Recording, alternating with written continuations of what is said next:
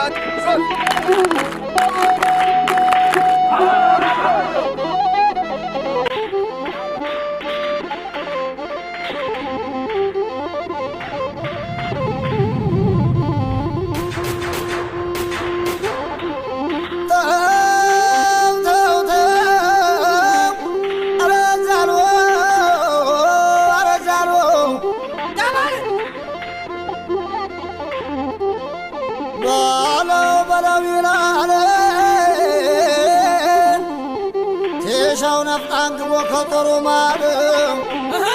ከማይዞት አይጓደል ከቶም አይዘሰተ የፋሙ መከታ ጀግናው አንዳ ቤት አራገሬ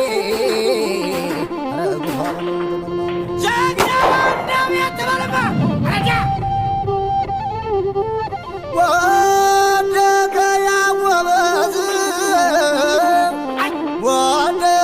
ያጎበዝ እንደተሰቃየ እንዳየ መከራ ሀገር ለወገኑ ለዚች ለባንዲራ አለች መደረ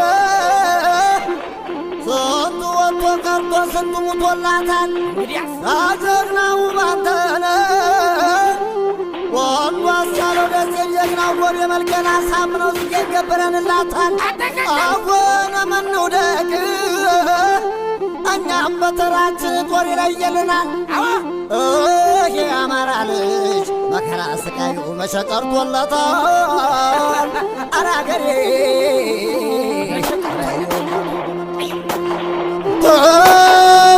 ተው አራገሬ ወንዱን የወንዳመን ደንበሩን በደሙ ወርቆ የቀለለው ወንዱ አስቻለው ደሴን አምባቸውን በለው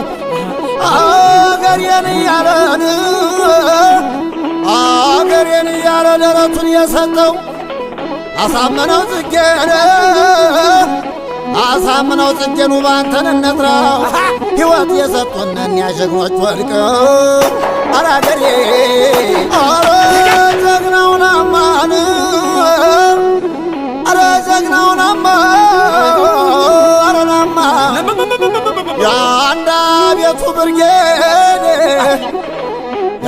ቤቱ ብርጌድ እኒያ ጀግኖች መጡ ገዳይ ደብረ ታቦር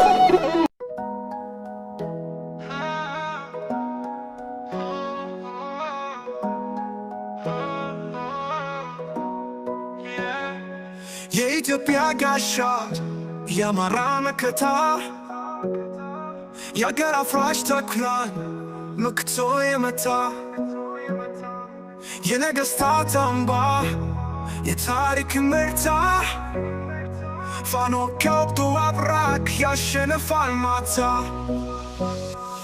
ፋኖ የኔ ስመጥር ጀግና ይሰጠው ሽልማት ይቸረው ምስጋና ልዩ ነው ፋኖችን ያገር ክብር ዋልታ የሕይወት የጠባቂ የኔነት አለኝታ ፋኖ የእናት ምድር ተክላ አይኖርም በስቃይ በበላ ትውልድን የሚሟሟ አርዌ ተነሳና ተራመደ ወደ ፋኖ የአባቶቻችን ቀድሞ የቀረው ምስክር ነኝ ያረሳም የሞተው ኢትዮጵያን እስከ መጨረሻዋ ከፍ ከፍ ብለን እንከባለን ፋኖ ይኖራል በደምና በነፍስ በዋሽንት ቃል በታሪክ ተቀረ የአባቶች ቃል አይሞትም እስከ መጨረሻ ኢትዮጵያ ህልውናዋን ተመልካቾቻችን በያላችሁበት የዓለም ዳርቻ ሰላማችሁ ይብዛልኝ። ለዛሬ የተመረጡ አዳዲስ መረጃዎችን የማሰማችሁ ይሆናል። ለቻናሉ አዲስ ከሆኑ ላይክ፣ ሼር፣ ሰብስክራይብ አድርጉም። ወደ ዜናው አልፋሉ። የኢራንና እስራኤል ግጭት መባባሱን ተከትሎ ትራምፕ የቡድን ሰባት ጉባኤን አቋርጠው ወጡ። ዳታን በመቆጠብ ጽሑፍ ብቻ ለማንበብ የኢራንና የእስራኤል ግጭት ተባብሶ አምስተኛ ቀኑን መያዙን ተከትሎ አሜሪካዊ ፕሬዚዳንት ዶናልድ ትራምፕ በካናዳ እየተካሄደ ያለውን የቡድን ሰባት ጉባኤ ከመጠናቀቁ በፊት አቋርጠው መመለሳቸው ተገለጸ። በኢራንና በእስራኤል መካከል እየተባባሰ ከመጣው ግጭት ጋር ተያይዞ ፕሬዚዳንቱ ወደ ዋሽንግተን መመለሳቸው ሲል ዋይት ሀውስ አስታውቋል።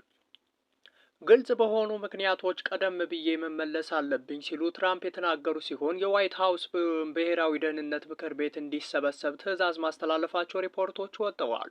አሜሪካ በመካከለኛው ምስራቅ ያለውን የመካከለኛውን ወይም የመከላከያ አቅም ለማሳደግ ወደ ቀጠናው ተጨማሪ መሳሪያ እንደምታሰማራ የአሜሪካ መከላከያ ሚኒስትር ፔት ሃይግስተን ተናግረዋል።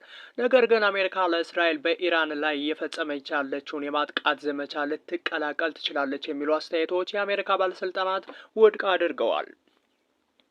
በአሜሪካና በዩናይትድ ኪንግደም መካከል የተደረገውን የንግድ ስምምነት ጨምሮ በርካታ ጉዳዮችን በማሳካት ትራምፕ በጉባኤው ስኬታማ ቀን እንደነበራቸው ለማጉላት ሞክረዋል። ነገር ግን የፕሬዚዳንቱ የፕሬስ ሴክሬታሪ ሰኞ ምሽት በመካከለኛው ምስራቅ እየተካሄዱ ባሉ ጉዳዮች ምክንያት ትራምፕ የቡድን ሰባት መሪዎች በካናዳዋ ካናሳስኪስ እያደረጉ ያሉትን ጉባኤ አቋርጠው እንደሚመለሱ ተናግረዋል።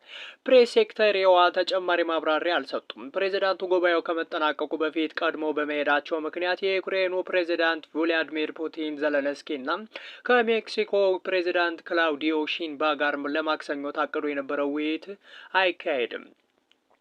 ሰኞ ዕለት በነበረው የፎቶ ፕሮግራም ትራምፕና ወደ ዋሽንግተን መመለሳቸው ለትልቅ ጉዳይ መሆኑን ተናግረዋል። ትራምፕ ጉባኤውን ሳያጠናቅቁ የሚመለሱት የእስራኤልና ኢራን እርስ በርስ የሚያደርጉት ጥቃት አምስተኛ ቀኑን በያዘበት ዕለት ነው። ትራምፕ ቀድመው ብለው ትሩዝ ሶሻል በተሰኘ የሶሻል ሚዲያ ገጻቸው በኢራን በቅርቡ በተካሄደው የአሜሪካና የኢራን ኒውክሌር ድርድር ላይ ያቀረቡት ስምምነት መፈረም እንደነበረባት አስፍረዋል። ኢራን የኒውክሌር መሳሪያ ሊኖራት አይችልም ደጋግሜ ተናግሬያለሁ ብለዋል። ትራምፕ በተጨማሪ 17 ሚሊዮን ነዋሪዎች ከሚኖሩባት የኢራኗ መዲና ቴሄራን በአስቸኳይ ለቀው እንዲወጡ በማህበራዊ ጊዜ ሚዲያ ገጻቸው ትዕዛዝ አስተላልፈዋል።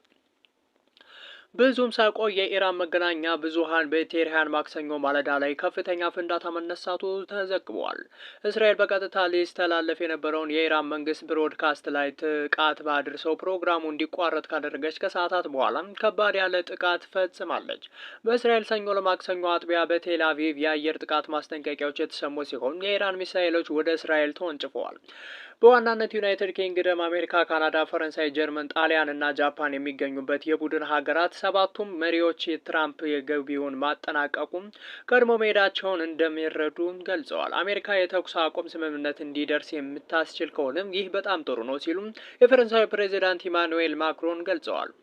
ለምሳሌ ኤፍ-22 ስቲልዝ ስትራይከር አውሮፕላኖች የጠላትን የመከላከያ አቅም ለመገደብ ከኋላ ደግሞ ሰው አልባ አውሮፕላኖችን በመከተል ጉዳቱን ለመገምገምና ተጨማሪ ጥቃቶችን ያስፈልግ እንደሆነ ለማወቅ ጥቅም ላይ እንዲውላሉ። በአጠቃላይ ምናልባትም 10 ወይንም ደግሞ 20 ቦምቦች ሊኖራቸው ይችላል ብለዋል። ኤምኦፒ ከመፈንዳቱ በፊት 61 ሜትሮችን መሬት ሰርስሮ የመግባት አቅም አለው። ኢራን ላይ ጥቅም ላይ ሊውል ይችላል። ፎሮንዝ ከናታንዝ ቀጥሎ የኢራን ሁለተኛው የኒውክሌር ማበልጸጊያ ተቋም ነው። የቴህራን በስተደቡብ ምዕራብ 95 ኪሎ ሜትር ርቀት ላይ በምትገኘው ቆሞ ከተማ አቅራቢያ ላይ ካለ ተራራ በታች ተገንብቷል። በግንባታው እንደ አውሮፓውያን አቆጣጠር በ2006 አካባቢ እንደተጀመረ ይታመናል። ተቋሙ በ2009 ስራ የጀመረ ሲሆን በዚሁ ዓመት የቴህራን መኖሩን በይፋ ተናግራለች። ፎርዶ 80 ሜትሮችን ጥልቀት ላይ በአፈርና በድንጋይ ተሸፍኖ የተገነባ እንደሆነ የሚገመት ሲሆን በተጨማሪ በኢራንና በሩሲያ ከምድር ወደ አየር የሚወነጨፍ ሚሳኤል እንደሚጠበቅ ተነግሯል። በአውሮፓውያኑ መጋቢት 2023 ዓለም አቀፍ የአውቶማቲክ ኢነርጂ ኤጀንሲ ወደ 83.7 በመቶ ጥራት ያላቸው የበለጸጉ የዩራኒየም ቅንጣቶችን በቦታው አግኝተዋል።